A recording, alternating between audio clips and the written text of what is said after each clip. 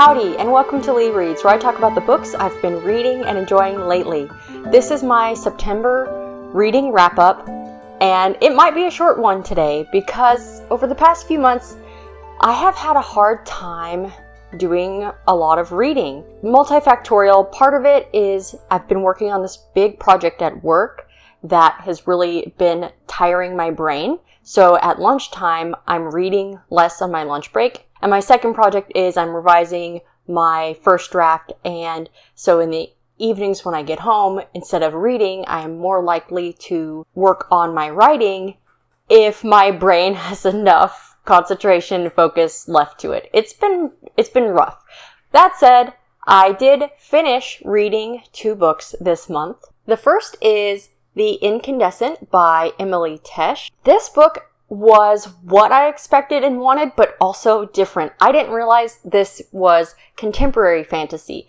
This world is like our world, but magic exists, and children who have magical talent do have the opportunity, but they're not required to train in different magical differences at various campuses. This story takes place at a boarding school where the students focus not only on normal academic subjects, but also various magical ones. The main character isn't the head of this boarding school, but she is the head of the magical teaching department. She handles a lot of the direct hands-on training of some of the older students. A potential downside of having all of these untrained magicians close together is that it makes them very tempting targets for demons and imps and denizens of the underworld who are drawn to that power and would love to eat it for themselves. So a big part of the main character's job is to patrol the school,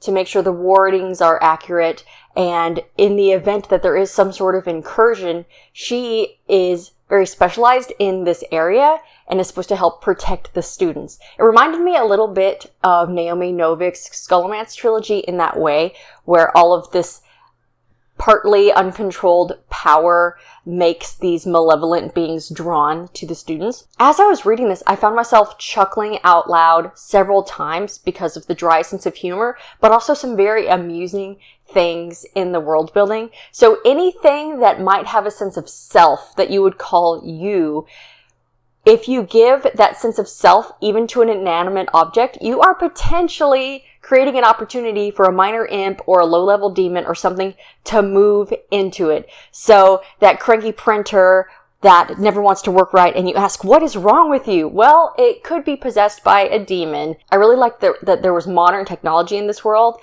but it was tempered with this magical risk that the professors and the people that work in the school have to take into account when they're dealing with children, especially those that may be willing to take on challenges and do things that they think they can handle that they can't quite handle.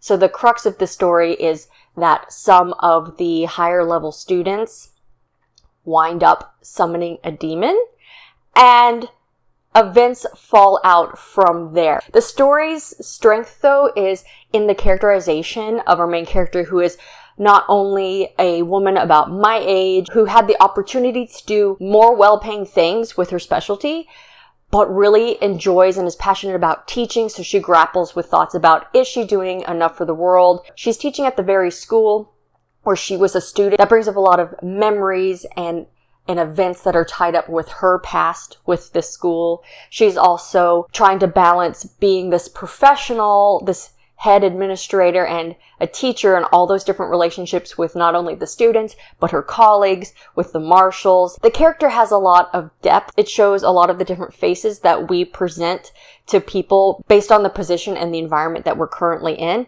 And some of those faces we're really confident in, and others we may make mistakes. Anyway, I thought this was a very fresh take on a magical school because it's being told not from the position of a student, but from someone who's helping to run the school, but then is also dealing with some magical problems that arise from having to train all of these students. If you like Naomi Novik's Scholomance series, there are some parallels in the theming, and I think that you should consider giving The Incandescent by Emily Tesh a chance. And I'm glad that I was able to read it this month. The next book that I finished is one that I have been reading for several months. It's basically taken me the entire summer to finish this book. Jonathan Strange and Mr. Norrell by Susanna Clarke. It's a big one. Man, it is what I would call a slow build, slow grind fantasy. It primarily follows two English gentlemen. This is in about the 1800s during the Napoleonic War. They are trying to revive England's magic. There used to be magic in the world, and now it's all essentially theoretical. Magicians in the modern day just read about magic, but no one actually does it. And one man, Mr. Norrell, finally begins to do magic, and over time he takes on an apprentice, Jonathan Strange, although they have opposing viewpoints on how they, as the magicians of England, should perform magic, aid the country, and who should be allowed access to this magic. So on one hand, you have these gentlemen who are being asked by the government to assist in the war, for example, or with other problems that crop up. And on the other hand, you have a question of where does this power come from? And a lot of footnotes and things relating to the history of magic. You get a sense of maybe this sinister sort of fey third world, other world that might be powering magic through bargains with fairies. And early on in the story, you see Mr. Norrell make a bargain with one of these fairies to perform one of his first